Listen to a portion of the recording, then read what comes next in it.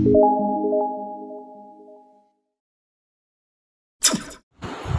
Student, देखिए आज के इस क्लास में मैं बताऊंगा कुछ कोवैलेंट कंपाउंड का स्ट्रक्चरल डायग्राम आप लोगों को।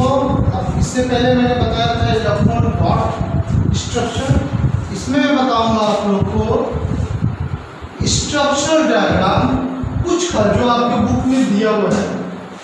ऐसे तो आप जितना है सबका, जितना भी कंपाउंड है दुनिया में सबका आप स्ट्रक्चरल डायग्राम बना सकते हैं, सभी को, चाहे आप H2SO4 लीजिए, कुछ भी हो स्ट्रक्चरल डायग्राम बना सकते हैं। बट आपके बुक में जो दिया हुआ है सिलेबस के अकॉर्डिंग इतना ही स्ट्रक्चरल डायग्राम मैं आप लोगों को बता देता हूँ, ठीक है। इसमें से बहुत सारा बताया हुआ भी है, फिर भी देखिए। नंबर 1 Cl2 क्लोरीन, ठीक है, जो लिखने की जरूरत है। Cl पे इलेक्ट्रॉनिक नंबर कितना होता है? Atomic number 1735.5, right. नीचे मैंने एटॉमिक नंबर लिखा है, ऊपर मैंने एटॉमिक मास लिखा है। तो इस क्लोरीन का तो यहाँ पे मास से कोई मतलब नहीं है, इसलिए छोड़िए, इस तरह से लिख देता हूँ। क्लोरीन 17 होता है एटॉमिक नंबर, ठीक है, एटॉमिक नंबर 17, ठीक है। इसका इलेक्ट्रॉनिक कॉन्फ़िगरेशन कैसे लिखेंगे? 2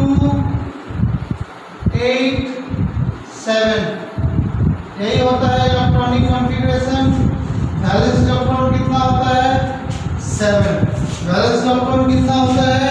7, क्योंकि आउटर मोस्ट ऑर्बिट में जो इलेक्ट्रॉन होता है बाहर में, उसे हम लोग वैलेंस इलेक्ट्रॉन कहते हैं। Okay, now you see the chlorine, there is the 2 chlorine Cl2, because in the nature chlorine is not found only Cl, in the nature it will be in a Cl2 form, Cl2 के form में रहता है chlorine, Cl के रूप में नहीं रहता है।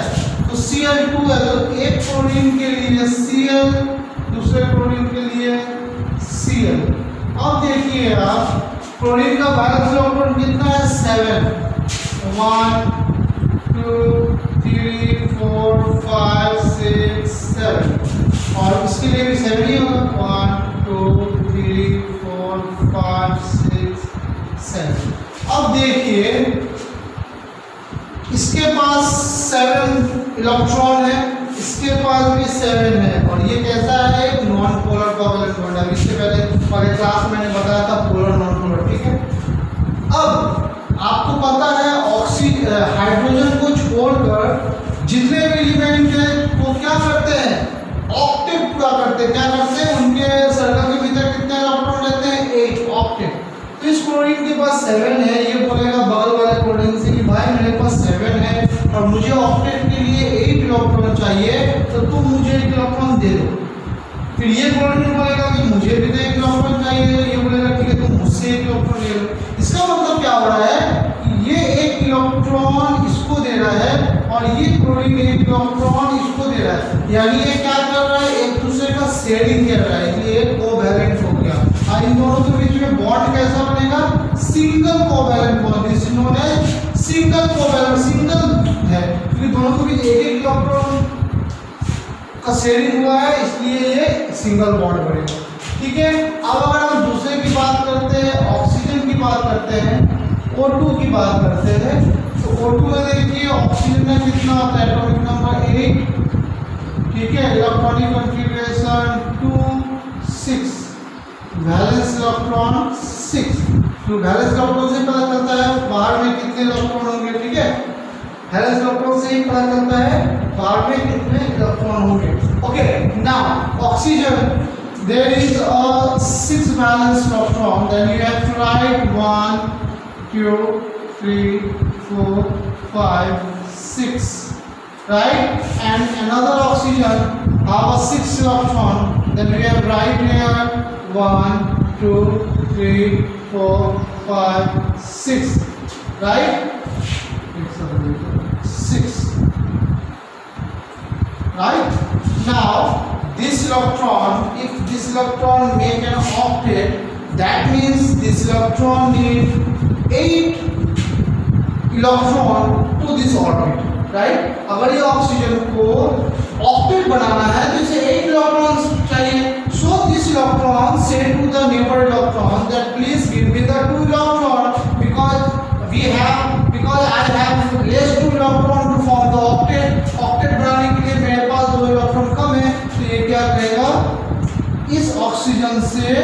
2 इलेक्ट्रॉन ले लेगा।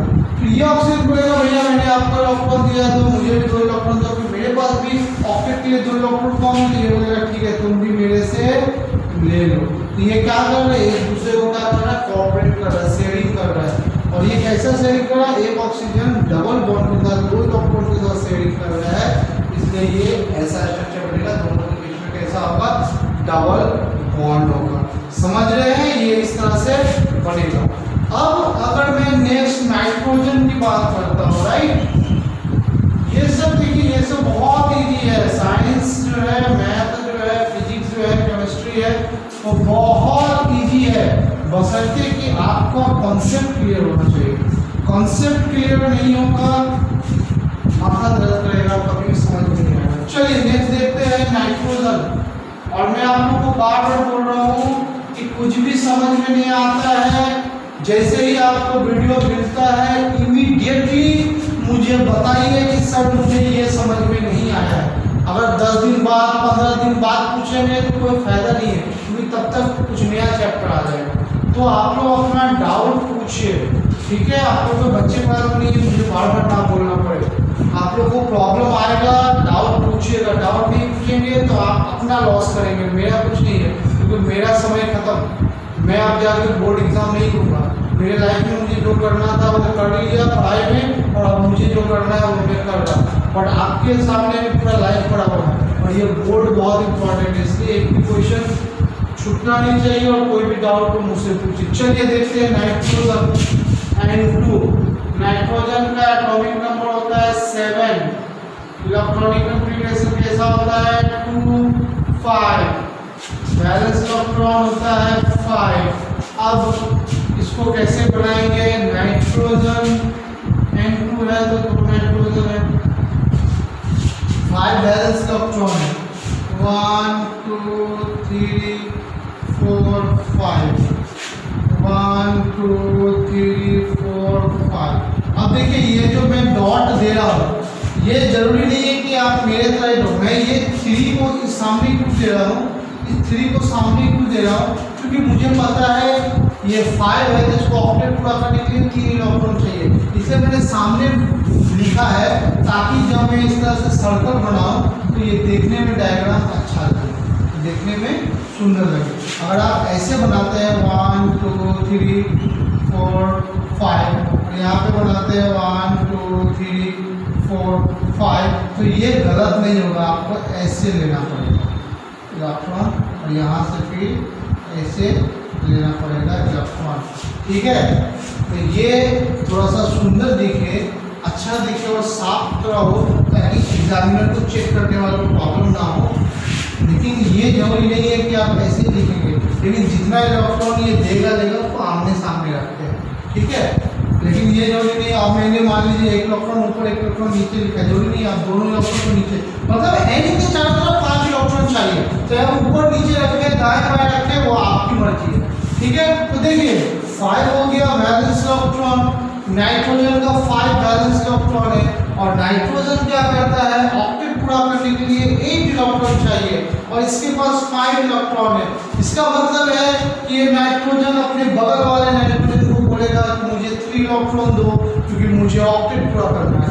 तो ये नाइट्रोजन क्या करेगा, इस नाइट्रोजन से 3 इलेक्ट्रॉन लेगा, और ये नाइट्रोजन भी बोलेगा कि मुझे भी 3 इलेक्ट्रॉन चाहिए, क्योंकि मेरे पास भी 3 इलेक्ट्रॉन कम है, तो ये भी 3 इलेक्ट्रॉन लेगा। इसका मतलब है कि ये जो नाइट्रोजन है ये एक दूसरे के साथ ट्रिपल बॉन्ड से, ट्रिपल कोवैलेंट बॉन्ड से जुड़ा हुआ है। ये जो है ट्रिपल बॉन्ड, इन तीनों के नाइट्रोजन N2 में कौन सा बॉन्ड होते हैं, ट्रिपल बॉन्ड होते हैं, क्योंकि ये 3 इलेक्ट्रॉन का शेयरिंग कर रहा है। समझ गए होंगे आप लोग। नेक्स्ट देखिए CCl4, ठीक है।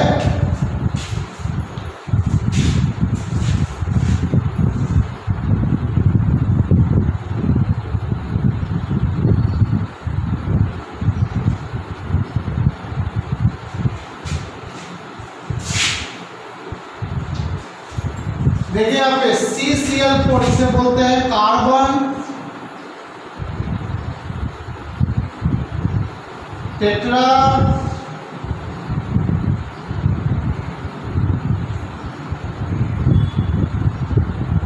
Chloride, carbon tetrachloride. कभी कभी एग्जाम में आपको CCl4 नहीं लिख के डायरेक्ट बोलेगा make the atomic structure diagram या ऑर्बिटल स्ट्रक्चर डायग्राम या covalent structure diagram of carbon tetrachloride. तो अगर आपको पता नहीं होगा कि कार्बन टेट्राक्लोराइड को CCl4 बोलते हैं तो आप वहां पे मिस कर जाएंगे। इसलिए जब मैं दोनों ही नाम लिखता हूँ जहां पे भी, तो आपको दोनों ही याद करना, हर जगह पे लिखता हूँ। आगे भी पढ़ेंगे जो रिएक्शन आएगा CaO कैल्शियम ऑक्साइड या क्विकलाइम, और आगे आएगा तो स्लैकलाइम, ब्लू विट्रोल, व्हाइट विट्रोल, इस तरह के बहुत सारे चीजें आएंगे। तो मैं वो सारा लिखते जाऊंगा क्योंकि आपको ये याद करना है। एग्जाम में या तो ये पूछ देगा या सीधे नाम पूछ देगा, ठीक है। तो चलिए, कार्बन के कितने होते हैं, valence atomic number 6, okay, electronic configuration 2 4, valence electron 4। Chlorine का पहले भी निकाला है 17, इलेक्ट्रॉनिक कॉन्फ़िगरेशन 2 8 7 और वैलेंस इलेक्ट्रॉन 7। अब C है और क्लोरीन 4 है, तो कार्बन यहाँ पे सेंट्रल एटम है और इसके चारों तरफ क्लोरीन है। चारों तरफ क्या है, क्लोरीन, क्योंकि कार्बन के 4 हाथ होते हैं। जिस तरह से हमारे 2 हाथ है, कार्बन के कितने हाथ होते हैं, 4 हाथ। अगर आपको कोई सामान बोले, आपकी मम्मी या पापा कोई बोले कि तुम यहाँ बहुत सारा सामान पड़ा हुआ है और बोले कि सामान उठा लो, तो आप क्या करेंगे, एक हाथ से, इस हाथ से एक सामान उठाएंगे और एक हाथ से एक हाथ सामान उठाएंगे। यानी आपको भगवान ने 2 हाथ दिया है तो आप 2 सामान को अपने दोनों हाथ में रख सकते हैं। कार्बन क्या कर सकता है, ये 4 सामान को यानी 4 एलिमेंट को अपने चारों तरफ रख सकता है। कार्बन के 4 हाथ होते हैं, मतलब ये समझने के लिए हाथ होते हैं, ये तो कोई केमिस्ट्रिकल लैंग्वेज नहीं है। बट मैंने सिंपल पहले ही बताया है कि मैं जो बुक का लैंग्वेज से ज़्यादा जो है कॉमन लैंग्वेज में समझाने का कोशिश करता हूँ, क्योंकि ये जो है हमें सारा जीवन के लिए याद रहता है। चलिए, हमारे देसी लैंग्वेज, राइट। तो कार्बन के 4 हाथ है और यहाँ पे क्लोरीन 4 है, इसका मतलब क्या है, चारों में एक एक क्लोरीन बैठ गया। अब कार्बन के कितने वैलेंस इलेक्ट्रॉन, 4, तो 1 2 3 4, कार्बन के कितने हैं, 4, ठीक है। अब क्लोरीन के वैलेंस इलेक्ट्रॉन 7, यानी 1। मैं डिफरेंट क्यों दिखा रहा हूँ, ताकि आपको पता चले कि ये एक अलग एलिमेंट है, ये एक अलग एलिमेंट है, राइट। 1 2 3 4 5 6 7, यहाँ पे 1 2 3 4 5 6 7, इसके लिए भी 1 2 3 4 5 6 7, इस क्लोरीन के लिए भी 1 2 3 4 5 6 7, ठीक है। अब देखिए यहाँ पे,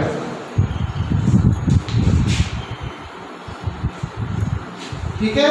अब देखिए यहाँ पे कार्बन, अब ये जो क्लोरीन है इसको ऑक्टेट करने के लिए कितना चाहिए, 8 इलेक्ट्रॉन। 7 जो इसके पास है, ये अपने बगल के कार्बन से क्या करेगा, 1 इलेक्ट्रॉन ले लेगा। ये क्लोरीन क्या करेगा, अपने बगल के क्लोरीन कार्बन से 1 इलेक्ट्रॉन ले लेगा। ये क्लोरीन क्या करेगा, अपने बगल के कार्बन से 1 इलेक्ट्रॉन ले लेगा, और ये क्लोरीन क्या करेगा, अपने बगल के कार्बन से 1 इलेक्ट्रॉन लेके ऑक्टेट बढ़ा लेगा। ऑक्टेट बढ़ाना है क्योंकि हाइड्रोजन को छोड़कर जितने भी हैं सभी ऑक्टेट बनाते हैं, राइट। हाइड्रोजन न्यूक्लियस बनाते हैं। तो अब कार्बन बोलेगा कि मुझे भी तो ऑक्टेट बनाना है। अब मैं क्या करूँ, कार्बन के पास तो 4 इलेक्ट्रॉन है, उससे और 4 इलेक्ट्रॉन की जरूरत है। उसने क्या करेगा, उसने बोलेगा कि मैंने तुम लोग को 1 इलेक्ट्रॉन दिया है, अब तुम लोग भी मुझे क्या करो, 1 इलेक्ट्रॉन दो, ताकि मैं भी अपना ऑक्टेट पूरा कर सकूं। तो देखिए, ये कार्बन क्या किया, 1 इलेक्ट्रॉन लेके कार्बन के सर्कल में ये 4 और ये 4, 8 इलेक्ट्रॉन, और ये क्लोरीन भी 8 इलेक्ट्रॉन, ऑक्टेट पूरा कर लिया। यानी अब इसका जो स्ट्रक्चर बनेगा वो कैसा बनेगा, C single bond Cl single bond Cl single bond Cl single bond Cl। यानी कार्बन टेट्राक्लोराइड का जो स्ट्रक्चर होता है, डायग्राम, वो इस तरह से बनता है, ठीक है। देखिए, अब हम लोग क्या करेंगे, CCl4 हो गया, CH4 करेंगे। क्या करेंगे, CH4। अब CH4 करेंगे, उसके बाद H2O करेंगे, NH3 करेंगे, ठीक है।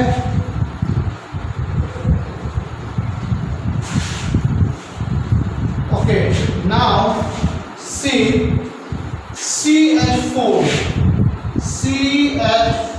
क्या बोलते हैं इसे? मीथेन। क्या बोलते हैं इसे? मीथेन। ये सब याद रखिए, ठीक है, ये सब याद रखिए। मीथेन बोलते हैं CH4। एग्जाम में कभी CH4 दिया रहेगा, कभी मीथेन दिया रहेगा। कार्बन का atomic number 6, electronic configuration 2, 4, valence electron 4, hydrogen का एटॉमिक नंबर 1, इलेक्ट्रॉनिक कॉन्फ़िगरेशन तो डायरेक्टली हो गया, वैलेंस इलेक्ट्रॉन इलेक्ट्रॉनिक कॉन्फ़िगरेशन नहीं हो गया, वैलेंस इलेक्ट्रॉन 1, यानी कार्बन C और इसके चारों तरफ हाइड्रोजन, क्योंकि कार्बन के 4 हाथ होते हैं इसलिए हाइड्रोजन भी 4 दिया हुआ है, जो इसके चारों तरफ एक एक हाइड्रोजन आ गया। अब हाइड्रोजन का वैलेंस इलेक्ट्रॉन 1, इसलिए 1 इलेक्ट्रॉन उसके इधर पड़ेगा, और कार्बन के 4 होते हैं 1 2 3 4। अब हाइड्रोजन बोलेगा, हाइड्रोजन क्या करता है? डुप्लीकेट करता है, तो 2 इलेक्ट्रॉन के लिए क्या करेगा? कार्बन के इससे 1 इलेक्ट्रॉन ले लेगा, ये भी 1 इलेक्ट्रॉन इससे ले लेगा, ये जो है इससे 1 इलेक्ट्रॉन ले लेगा, ठीक है, और ये क्या करेगा? कार्बन से 1 इलेक्ट्रॉन ले लेगा। अब कार्बन बोलेगा मुझे भी तो ऑक्टेट पूरा करना है, मैंने तुम्हारा हेल्प किया, 1 इलेक्ट्रॉन दिया, अब तुम भी मुझे 1 इलेक्ट्रॉन दो। तो अब क्या करेगा ये कार्बन भी? 1 इलेक्ट्रॉन 1 इलेक्ट्रॉन 1 इलेक्ट्रॉन क्या करेगा? इन सभी से ले लेगा, और ये बन जाएगा CH4। ये क्या बन जाएगा? CH4, ये बन जाएगा CH4, ठीक है। अब नंबर 6 देखिए क्या है? H2O क्या होता है? ये सभी को पता है आपको, राइट। हाइड्रोजन के लिए 1 वैलेंस इलेक्ट्रॉन 1, ऑक्सीजन का होता है 8, इलेक्ट्रॉनिक कॉन्फ़िगरेशन 2 6, और वैलेंस इलेक्ट्रॉन हो गया 6। ऑक्सीजन के लिए 6 होता है, ऑक्सीजन 2 हाइड्रोजन है, H2O है, 2 हाइड्रोजन है, ऑक्सीजन का ऐसे बैठ जाएगा। ऑक्सीजन के लिए यहाँ पर 1 2 3 4 5 6, हाइड्रोजन के लिए 1। हाइड्रोजन क्या करेगा? इससे 1 इलेक्ट्रॉन लेगा, डुप्लीकेट बनाएगा, ये हाइड्रोजन इससे 1 इलेक्ट्रॉन लेगा, डुप्लीकेट बनाएगा, ये ऑक्सीजन इन सभी से 1 इलेक्ट्रॉन लेके ये ऑक्टेट बनाएगा, क्योंकि ऑक्सीजन के पास 6 इलेक्ट्रॉन है और इसे 2 इलेक्ट्रॉन की जरूरत है। यानी अब ये क्या हो गया? ऑक्सीजन कैसा बनाएगा? H। कहीं कहीं पे इसी स्ट्रक्चर को ऐसे दे देते हैं, एक ही बात, हाइड्रोजन को यहाँ नहीं रख के यहाँ रखिए, ऊपर रखिए, नीचे रखिए, ये एक है ऊपर, एक है नीचे, कैसे भी आप स्ट्रक्चर बना सकते हैं। ये इस तरह से स्ट्रक्चर बनता है। अब हम लोग का आ गया लास्ट अमोनिया। NH3 क्या हो गया? अमोनिया। अब आप अमोनिया देखिए किस तरह से इसका बनता है स्ट्रक्चर, राइट। देखिए अमोनिया NH3, इसका नाम होता है अमोनिया,